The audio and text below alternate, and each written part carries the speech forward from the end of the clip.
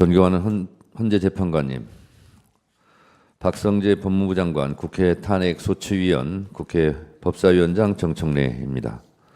피청구인 박성재 법무부 장관은 대한민국의 법무 행정을 총괄하는 법무부의 수장이자 대통령의 국정을 보좌하는 국무위원입니다.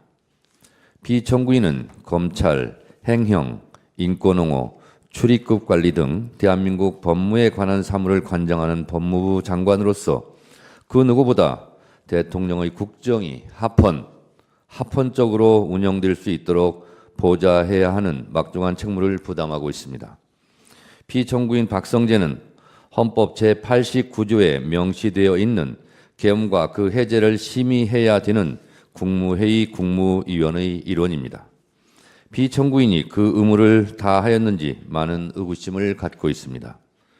피청구인은 지난해 12월 3일 대통령 윤석열이 비상계엄을 선포할 때 한덕수 국무총리보다도 먼저 김용현 국방부 장관, 이상민 행안부 장관과 함께 대통령 집무실에 모여 전국 비상계엄 선포에 관하여 논의하였음에도 내란 우두머리 피의자 대통령 윤석열의 위헌 위법한 전국 비상계엄에 대하여 목숨 걸고 적극적으로 반대하였다는 얘기는 지금까지 명확히 드러나지 않고 있습니다.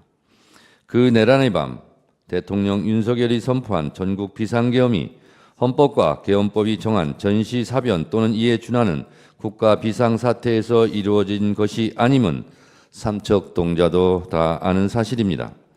12.3 내란 사태는 비상계엄의 전제 조건도 포고령도 국회와 중앙선관위를 침탈한 것도 정치인과 법관을 체포 구금하려 했다는 것도 모두 헌법과 법률을 위반한 내란 행위입니다.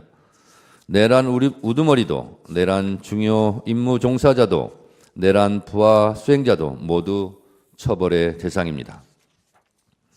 존경하는 재판관님, 우리나라의 법무행정의 최고 책임자인 피청구인이 대통령 윤석열이 비상계엄을 명확하게 강력하게 반대하지 않고 침묵 방조하거나 헌법 파괴 현장에서 단순히 우려 표명만 했다면 그것은 대통령의 국정을 보좌하는 국무위원으로서 그 책무를 다하지 못한 것을 넘어 우리나라 법무행정의 최고 책임자로서 헌법과 법률을 수호할 의지가 없다는 것을 명백히 보여준 것입니다.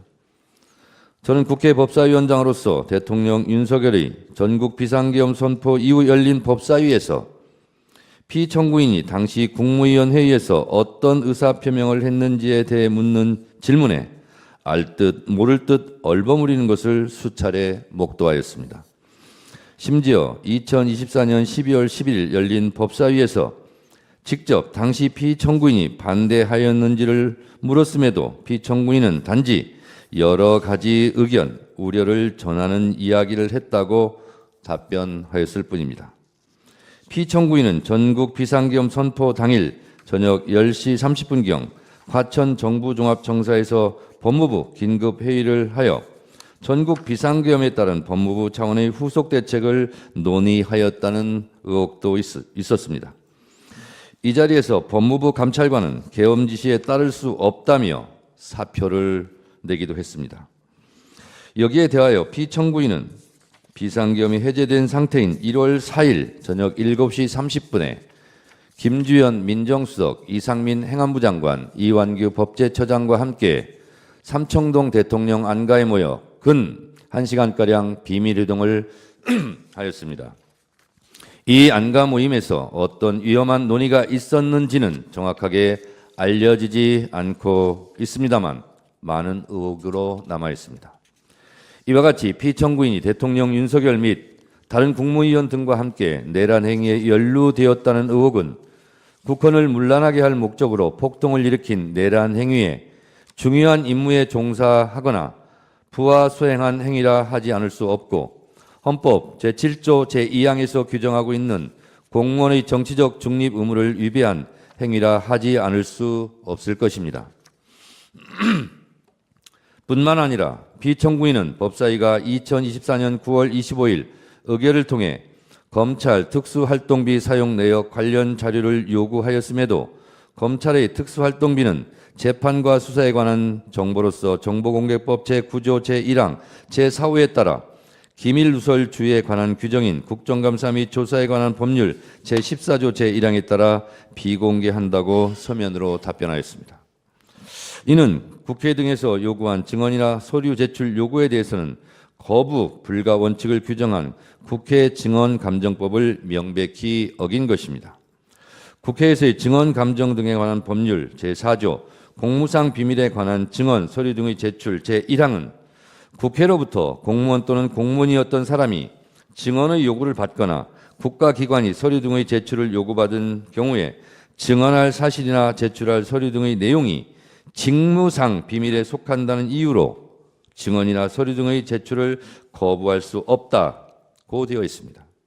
또한 피청구인은 법사위가 2024년 7월 31일 장시호 서울구치소 출정 기록에 대한 자료 제출 요구도 거부하면서 2024년 8월 23일에 열린 법사위 회의에 출석해서는 헌법적 고려, 정보공개법, 개인정보보호법 등을 종합해서 제출 여부를 결정한다고 말하여 제가 그렇다면 국회법, 국회증언감정법이 위헌이냐라고 따져 묻기도 하였습니다. 법무부 장관이 현행 법률을 지키지 않으면서 그 이유를 헌법의 내재적 한계에 운운했다면 이것은 월권을 넘어 매우 비겁한 것입니다.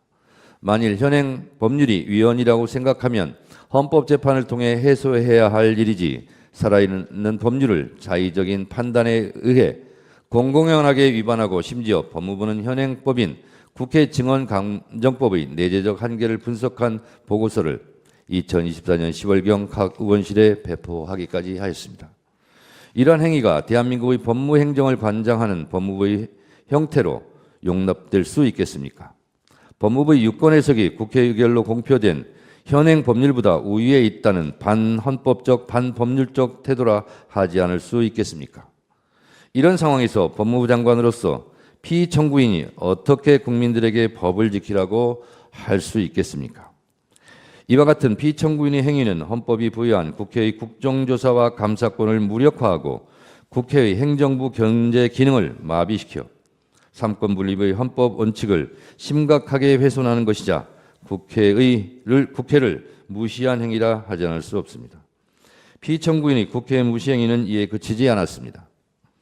피청구인은 2024년 12월 7일 국회 본회의에 출석하여 소위 김건희 특검법 제의 건에 대해 국무총리를 대신하여 설명하고 난 후 곧바로 국회 본회의장에서 퇴장하기까지 하였습니다. 이와 관련하여 우원식 국회의장으로부터 국회에서 해당 안건을 처리할 때 국무위원이 제자리에 있는 것이 원칙이고 국민을 대하는 태도라고 주의 경고도 받았습니다. 이는 국무위원의 국회 출석 및 답변 의무를 규정한 헌법 제62조 제2항 및 공무원의 성실 의무를 규정한 국가공무원법 제56조를 위반한 것이라 하지 않을 수 없습니다. 무신분립이란 말이 있습니다. 국민의 신뢰를 저버린 어느 정부도 어느 기관도 그 누구도 바로 설 수 없습니다. 피청구인이 대통령 윤석열의 내란 행위에 관여한 행위, 국회의 자료 제출 요구에 정당한 이유 없이 거부한 행위, 국회를 무시하고 본회의장에서 퇴장한 행위는 피청구인에게 헌법과 법률을 수호할 의지가 없음을 명백히 보여주는 것일 뿐만 아니라 국민의 신뢰를 저버린 행위로 그 법 위반 정도가 중대하다고 하지 않을 수 없습니다. 존경하는 헌법재판소 재판관님, 대한민국은 12.3 내란 사태 이후 전 국민이 불안과 공포, 혼란 속에 내란성 스트레스로 몸살을 앓고 있습니다. 국론은 분열되고 곳곳에서 헌법과 법률이 공격받고 있고 서부지법 폭동에 이어 헌법 수호의 최후의 보루인 이곳 헌법재판소마저 테러의 위험에 노출되어 있습니다. 나라가 위태롭습니다. 하루빨리 이 혼란을 끝내주시기 바랍니다. 대한민국 헌정 질서 유지를 위해 피청구인 박성재를 파면해 주시기 바랍니다. 현명한 판결을 기대합니다. 끝까지 경청해 주셔서 감사합니다.